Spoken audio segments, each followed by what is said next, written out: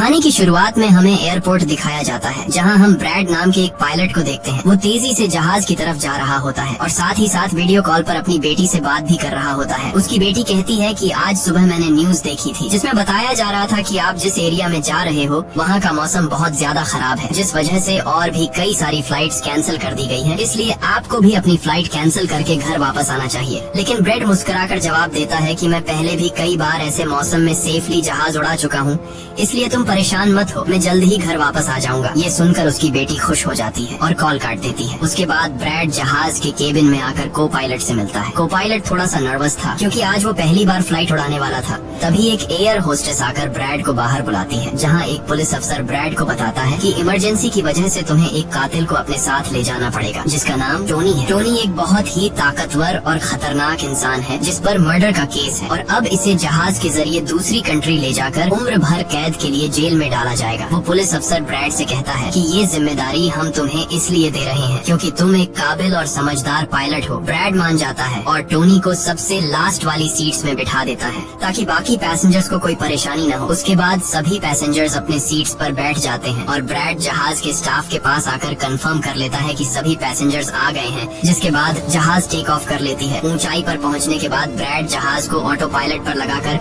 को पायलट के साथ अपनी फैमिली के बारे में बातें करने लगता है। ब्रैड को पायलट को मोबाइल में अपनी बेटी की फोटो दिखाता है और कहता है कि मैं अपनी बेटी से बहुत प्यार करता हूँ और हमारा इस दुनिया में एक दूसरे के अलावा और कोई भी नहीं है। दूसरी तरफ जहाज में बैठे पैसेंजर्स सफर को एंजॉय कर रहे होते हैं, लेकिन उन्हें पता नहीं था कि कुछ देर बाद उनके साथ बहुत ही बुरा होने वाला है। केबिन में बैठे दोनों पायलट्स भी खुश थे और जहाज भी नॉर्मल तरीके से फ्लाई कर रहा था, लेकिन तभी अचानक मौसम खराब हो गया और जहाज हल्के से झटके लेने लगा, जिस वजह से ब्रैड परेशान हो जाता है क्योंकि उसे कुछ ठीक नहीं लग रहा था। वो सभी मुसाफिरों को सीट बेल्ट बांधने के लिए अनाउंस करता है और रेडियो के जरिए वो कंट्रोल टावर से बात करने की कोशिश करता है, पर उसकी बात नहीं हो पाती क्योंकि मौसम खराब होने की वजह से यहाँ के सारे रेडियोस काम करना बंद कर देते हैं। तभी अचानक बिजली का तेज झटका प्लेन से आकर लगता है, जिस वजह से प्लेन जोर जोर से झटके लेने लगता है। ब्रैड पैसेंजर्स का हाल देखने के लिए केबिन से बाहर जाता है। पैसेंजर्स को देखकर ब्रैड को थोड़ा बहुत सुकून मिल जाता है क्योंकि सभी पैसेंजर्स सेफ थे, पर यहाँ अब धीरे धीरे लाइट बंद होती जा रही थी और तभी प्लेन को कई और झटके लगते हैं, जिससे ब्रैड का सिर सामने छत से टकराकर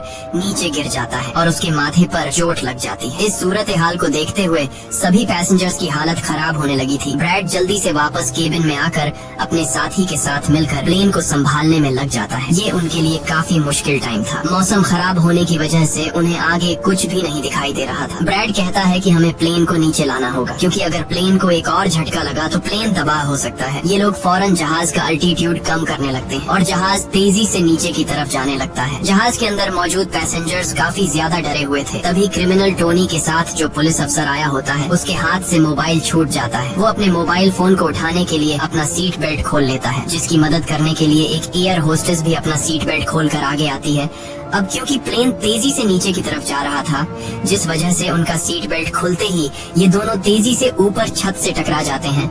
ये दोनों इतनी तेजी से छत से टकराते हैं कि उनकी तुरंत मौत हो जाती है। इतने में जहाज काफी कम अल्टीट्यूड पर आ जाता है और किसी तरह करके ये दोनों पायलट जहाज को कंट्रोल कर लेते हैं। लेकिन अब जहाज में ज्यादा पावर नहीं बची होती, इसलिए ब्रैड जहाज को एयरपोर्ट तक नहीं पहुंचा सकता था, जिस वजह से ब्रैड जहाज को नीचे लाकर समंदर में क्रैश लैंड करने का सोचता है। लेकिन तभी ये दोनों कुछ दूर एक आइलैंड देख लेते हैं, जिसके बाद ब्रैड जहाज की डायरेक्शन आइलैंड की तरफ कर लेता है और आइलैंड पर लैंड करने का फैसला करता है। कई मुश्किलों के बाद ब्रैड इस आइलैंड पर मौजूद एक रोड पर फाइनली इमरजेंसी लैंड कर लेता है। लकीली इस इमरजेंसी लैंडिंग में सभी पैसेंजर्स सही सलामत होते हैं और किसी को भी चोट नहीं आती। तभी जहाज में पीछे शॉर्ट सर्किट होता है, जिससे देखकर ब्रैड खुश हो जाता है क्योंकि जहाज में अभी भी थोड़ी बहुत बिजली बची हुई थी। सभी पैसेंजर्स के जहाज से उतरने के बाद एक एयर होस्टेस कैप्टन ब्रैड को बताती है कि क्रिमिनल टोनी को ले जाने वाला पुलिस अफसर मारा गया है और एक एयर होस्टेस भी मारी गई है। ये सुनकर ब्रैड बहुत ज्यादा मायूस हो जाता है। दूसरी तरफ एयरलाइन कंपनी का मालिक देखता है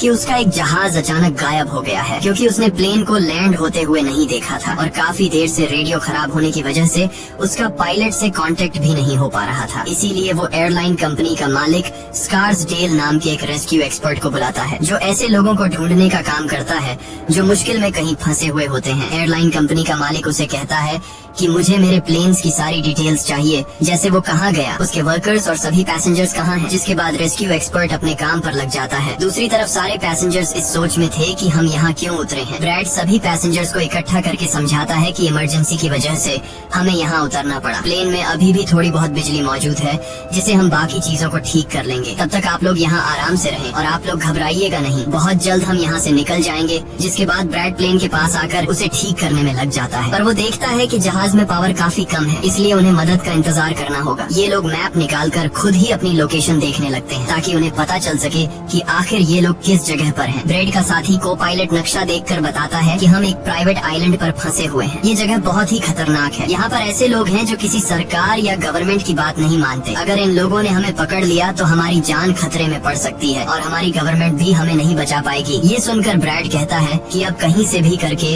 हमें अपनी रेस्क्यू टीम को यहाँ पर बुलाना ही होगा ताकि वो आकर हम सबको बचा ले, क्योंकि यही एक रास्ता है यहाँ से निकलने का। जिसके बाद ये दोनों मदद बुलाने के लिए रेडियो ठीक करने लगते हैं, लेकिन आसमानी बिजली के टकराने से रेडियो बिल्कुल खराब हो चुका था। अब ब्रैड सभी पैसेंजर्स के पास आकर उन्हें बताता है कि किसी खराबी की वजह से रेडियो काम नहीं कर रहा, लेकिन आप सब परेशान मत हो। ब्रैड उन्हें तसल्ली देता है कि हम आइलैंड के दूसरी साइड पर जाकर रेडियो को ढूंढेंगे और कंट्रोल टावर को अपनी लोकेशन बताकर रेस्क्यू टीम को यहाँ पर भेजने के लिए कहेंगे, जो आकर आप सब लोगों को बचा लेंगे। और यहाँ ब्रैड एक बहुत बड़ा कदम उठाता है। वो कहता है कि मेरे साथ टोनी जाएगा। ये कहकर वो टोनी की हथकड़ी खोल देता है। यहाँ ब्रैड जहाज के को-पायलट से कहता है कि तुम जहाज की पावर को रिपेयर करने के काम पर लग जाओ। मैं जल्द ही किसी भी कांटेक्ट के जरिए रेस्क्यू टीम को यहाँ तक लाने की कोशिश करूंगा। जिसके बाद टोनी और ब्रैड रेडियो ढूंढने के लिए जंगल की तरफ निकल पड़ते हैं। रास्ते में टोनी ब्रैड को उस पर भरोसा करने के लिए थैंक्स कहता है। अब हम इस आइलैंड पर रहने वाले आतंकवादी ग्रुप को देखते हैं, जिनके पास एक आदमी दौड़ कर आता है और वो आदमी उस ग्रुप के लीडर को बताता है कि यहाँ आइलैंड पर एक प्लेन आकर रुका है इमरजेंसी की वजह से और उसके अंदर बहुत सारे लोग हैं जो अलग अलग कंट्रीज से हैं। ये सुनकर ग्रुप का लीडर उस आदमी को कुछ पैसे देता है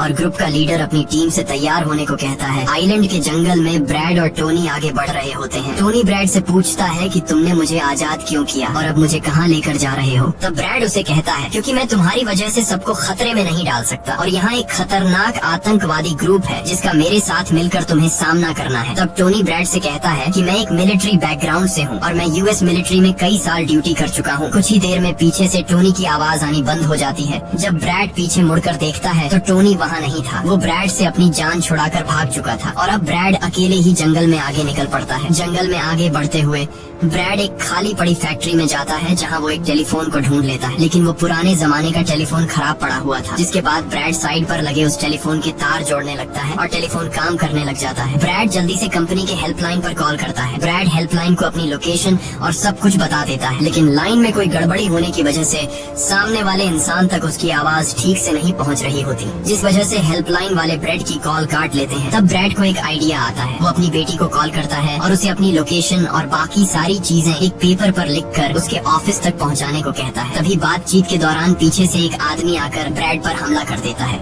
लेकिन ब्रैड उसे काफी मुश्किल से काबू कर लेता है और उस आदमी को मार मार कर बेहोश कर देता है। तभी ब्रैड को महसूस होता है कि एक और आदमी इस कमरे में आ रहा है, इसीलिए जल्दी से वो छिप जाता है। पर वो आदमी कोई और नहीं बल्कि टोनी था, जिसने बहुत सारे गुंडों को मारकर उनके हथियार ले लिए थे। और वो ब्रैड को आवाज देता है कि डरो मत, बाहर निकलो। फिर जब ब्रैड सामने आता है तो टोनी ब्रैड को एक बंदूक पकड़ा देता है उसकी हिफाजत के लिए। उसके बाद ये दोनों जब फैक्ट्री के नीचे वाले फ्लोर में आते हैं तो यहाँ उन्हें एक कैमरा मिलता है, कैमरा की रिकॉर्डिंग और वहाँ पड़े पासपोर्ट से इन्हें पता चलता है कि इस आइलैंड पर रहने वाले आतंकवादी लोगों को किडनैप करके उनकी फैमिली से काफी बड़ी रकम की डिमांड करते हैं। और जब किडनैप किए हुए बंदे की फैमिली की तरफ से उन्हें पैसे मिल भी जाते हैं तब भी ये लोग उसे छोड़ने के बजाय मार देते हैं। ये देखकर ब्रैड समझ जाता है कि हमारे पैसेंजर्स भी खतरे में हैं। जिसके बाद ये दोनों बाहर निकलते हैं और सामने उन्हें एक गाड़ी दिखाई देती है। ये गाड़ी उस आतंकवादी की थी जो कुछ देर पहले ब्रैड के हाथों मारा गया। अब ये दोनों बाहर खड़ी गाड़ी में बैठ जाते हैं और अपने पैसेंजर्स की तरफ जाने लगते हैं। उधर सभी पैसेंजर्स ब्रैड के इंतजार में बैठे हुए होते हैं कि ब्रैड जल्द ही उनके लिए मदद लेकर आ जाएगा। तभी उन्हें किसी गाड़ी की आवाज आती है। गाड़ी की आवाज सुनकर ये लोग खुश हो जाते हैं और ये लोग समझते हैं कि ब्रैड उनके लिए रेस्क्यू टीम बुला लिया है। लेकिन ये रेस्क्यू टीम नहीं बल्कि इस आइलैंड पर रहने वाले आतंकवादी थे। वो लोग गोलियां चलाकर सभी पैसेंजर्स को डराने लगते हैं। उन गोलियों की आवाज ब्रैड और टोनी ने भी सुन ली थी। जिसके बाद ये लोग कार की स्पीड बढ़ाकर जल्दी से प्लेन तक पहुंचने की कोशिश करते हैं। आतंकवादी आतंकवादी ग्रुप का लीडर एयर होस्टेस से सभी यात्रियों की लिस्ट मांगता है। डर के मारे जल्दी से एयर होस्टेस उसे लिस्ट ला कर दे देती है। फिर गैंग का एक आदमी को पायलट से पूछता है कि तुम्हारा सीनियर पायलट कहाँ पर है, जिस पर को पायलट बताता है कि किसी काम से वो जंगल में गया था पर अभी तक वापस नहीं आया। तभी वहाँ पर ब्रैड और टोनी भी पहुँच जाते हैं, लेकिन ये दोनों चुपके से दूर से इन लोगों को देख रहे होते हैं। इसी दौरान एक औरत वहाँ से भागने की कोशिश करती है पर वो लोग गोली चलाकर उसे मार देते हैं। ये देखकर ब्रैड उनकी मदद करने के लिए जाता है पर टोनी उसे रोक लेता है और टोनी कहता है कि तुम शांत रहो, अभी जाना ठीक नहीं। गैंग का लीडर सभी पैसेंजर्स को एक बस में बैठा लेता है और गैंग का लीडर अपने 2 साथियों को वहीं छोड़कर उनसे कहता है कि जाओ, जहाज के अंदर जो भी कीमती सामान है उसे ले आओ। जिसके बाद ये लोग सभी पैसेंजर्स को अपने अड्डे पर ले जाने लगते हैं।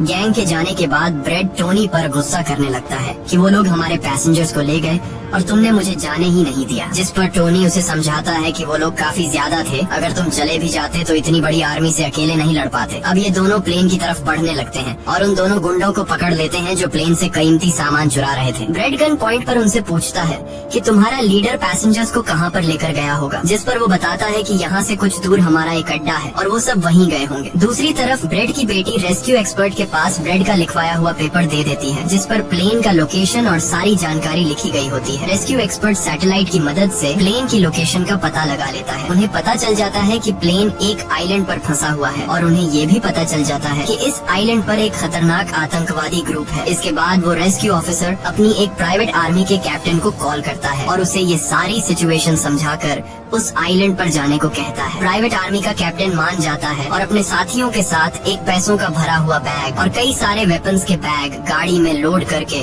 उस आइलैंड पर जाने के लिए रेडी हो जाते हैं। दूसरी तरफ ब्रेड देखता है कि उन आतंकवादियों के ले जाने से पहले जहाज के को पायलट ने जहाज का पावर सिस्टम रिपेयर कर लिया था और ब्रेड देखता है कि जहाज में पावर वापस आ गई है, जिसे देखकर वो बहुत खुश हो जाता है। अब ब्रेड आने वाले प्राइवेट आर्मी टीम के लिए अपनी यूनिफॉर्म पर एक मैसेज लिखकर छोड़ देता है और टोनी के साथ उस जगह पर निकल पड़ता है जहाँ गैंग वाले प्लेन के सभी पैसेंजर्स ले गए थे। जंगल के रास्ते से होते हुए ये दोनों उन आतंकवादियों के अड्डे पर पहुँच जाते हैं और ये दोनों गाड़ी से निकलकर चुपके से उस जगह में घुस जाते हैं जहाँ वो सारे गुंडे पैसेंजर्स को डराकर उनकी वीडियोस बना रहे थे ताकि ये वीडियोस इनकी फैमिली को भेजकर उनसे पैसे वसूल सकें। दूसरी तरफ रेस्क्यू एक्सपर्ट की तरफ से भेजी गई प्राइवेट टीम भी प्लेन के पास पहुंच जाती है, पर उन्हें वहां जब कोई नहीं मिलता तो टीम का लीडर प्लेन के अंदर जाकर चेक करता है जहां उन्हें 2 लोगों की लाशें मिलती हैं। ये वो 2 लोग थे जिन्हें गैंग के लीडर ने प्लेन में से सारा कीमती सामान चुराने का कहा था, लेकिन ब्रेड ने उन दोनों को मार दिया। प्राइवेट टीम के कैप्टन को ब्रेड का छोड़ा हुआ मैसेज भी मिलता है जो उस आतंकवादी गैंग के अड्डे तक आने का रास्ता था। आतंकवादियों के अड्डे पर टोनी और ब्रेड चुपके से उन पर नजर रखे हुए थे और जैसे ही उन्हें मौका मिलता है ये दोनों चुपके से पीछे से आकर